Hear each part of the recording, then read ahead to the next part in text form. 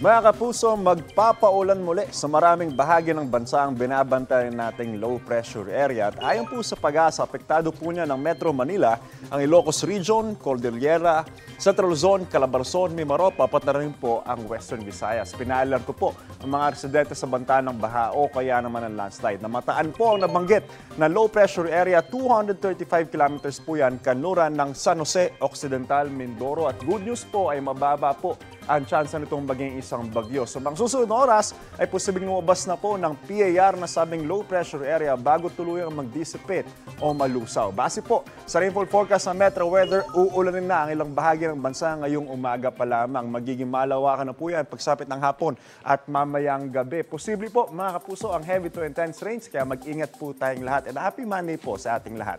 Ako po si Anjo Pertiera. Know the weather before you go. Parang mag-safe lagi, mga kapuso.